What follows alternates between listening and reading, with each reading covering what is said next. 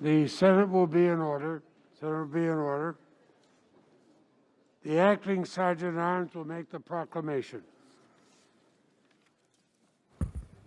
Hear ye, hear ye, hear ye. All persons are commanded to keep silence on pain of imprisonment while the House of Representatives is exhibiting to the Senate of the United States an article of impeachment against Donald John Trump, former President of the United States.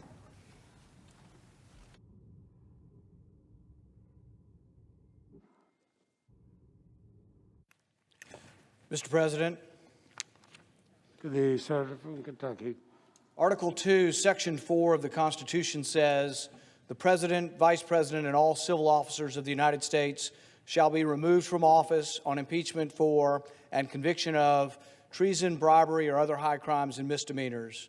Article 1, Section 3, Clause 6 states, "When the President of the United States is tried, the Chief Justice shall preside." As of noon last Wednesday, Donald Trump holds none of the positions listed in the Constitution. He is a private citizen.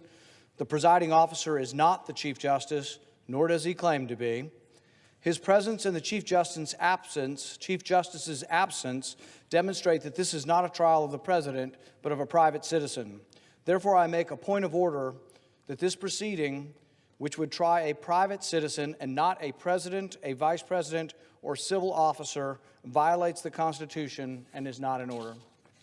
Under the precedents of the Senate regarding constitutional points of order, including those of the Senate while sitting as a court of impeachment, the chair submits the question to the Senate. Is the point of order well taken? Mr. President, The Majority Leader.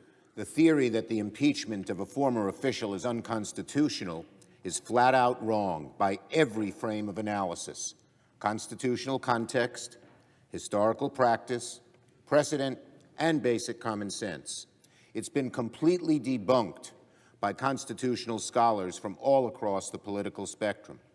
Now, the junior senator from Kentucky read one clause from the Constitution about the Senate's impeachment powers. He left out another from Article 3, Section 2, quote, "Judgment in cases of impeachment shall not extend further than to removal from office and disqualification to hold and enjoy any office of honor, trust, or profit under the United States," unquote. If the framers intended impeachment to merely be a vehicle to remove sitting officials from their office, they would not have included that additional provision, disqualification from future office. The Constitution also gives the Senate, quote, "the sole power to try all impeachments." So what have past Senates decided on this question? In 1876, President Grant's Secretary of War, William Belknap, literally raced to the White House to tender his resignation before the House was set to vote on his impeachment.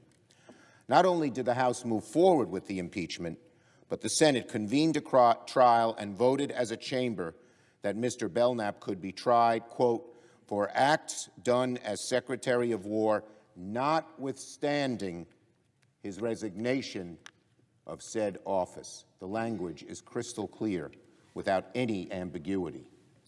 The history and precedent is clear. The Senate has the power to try former officials, and the reasons for that are basic common sense. It makes no sense whatsoever that a president or any official could commit a heinous crime against our country and then defeat Congress's impeachment powers and avoid a vote on disqualification by simply resigning, or by waiting to commit that offense until their last few weeks in office.